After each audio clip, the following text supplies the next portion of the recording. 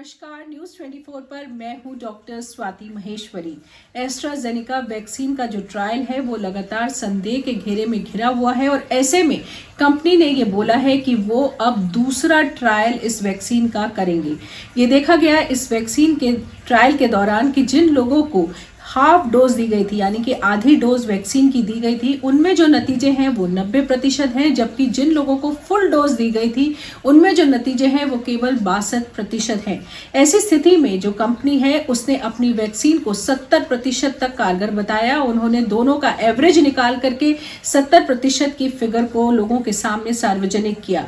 ऐसे में जितने भी बुद्धिजीवी हैं और जो इस वक्त विश्व के साइंटिस्ट वैक्सीन से जुड़ा हुआ काम कर रहे हैं, उन सब लोगों ने इस पर संदेह खड़ा किया है और खास तौर से इस वजह से भी क्योंकि ये जो वैक्सीन जिनको हाफ डोज दी गई थी उनमें से 55 साल के व्यक्ति नहीं थे, जबकि ये माना जा रहा है कि ये वैक्सीन बड़े बुजुर्गों के लिए अच्छी होगी और उन्हें कोरोना से सुरक्षित रख सकेगी।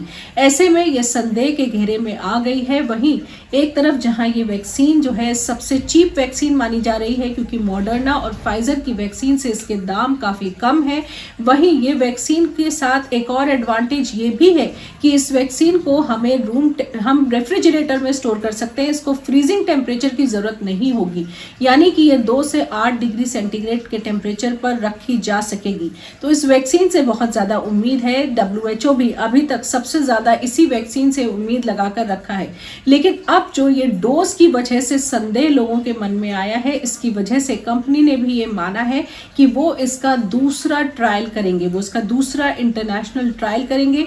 लेकिन कंपनी ने यह माना कि यह ट्रायल छोटा होगा, इसमें ज्यादा लोग नहीं लेने होंगे क्योंकि वैक्सीन की सेफ्टी को वो पहले ही आंक चुके हैं। ऐसे में अब केवल डोज को निर्धारित करने की जरूरत है कि क्या हाफ डोज ज्यादा बेटर है या फुल डोज ज्यादा बेटर है, और इसी वजह से अब इसका दूसरा ट्रायल भी होगा। वहीं देखा जाए तो सीरम इंस्टीट्यूट ऑफ पुणे जो कि पहले ही 4 करोड़ डोज इस वैक्सीन की बना चुके हैं और उन्होंने बोला है कि जनवरी तक वो इसकी 10 करोड़ डोज और बनाएंगे। उन्होंने ये निर्धारित किया है कि भारत में जो ट्रायल इस वक्त इस वैक्सीन का चल रहा है उसमें फुल डोज का ट्रायल ही किया जाएगा। वहीं सीरम इंस्टीट्यूट ने यह भी बोला है कि अभी घबराने और परेशान होने की जरूरत नहीं है क्योंकि इस वैक्सीन से अभी तक कोई ऐसा दुष्प्रभाव नहीं देखा गया है और ये वैक्सीन कारगर भी है क्योंकि WHO और FDA दोनों ने ही ये बात बोली है कि जो भी वैक्सीन 50% से ज्यादा का असर दिखाएगी उसे वो अप्रूवल देंगे। और वहीं एस्ट्राजेनेका ने 70% तक अपनी वैक्सीन को कारगर माना है। ऐसे में अगर हाफ डोज में 62% तक भी कारगरता दिखती है तो भी उसको अप्रूवल मिलने की उम्मीद है।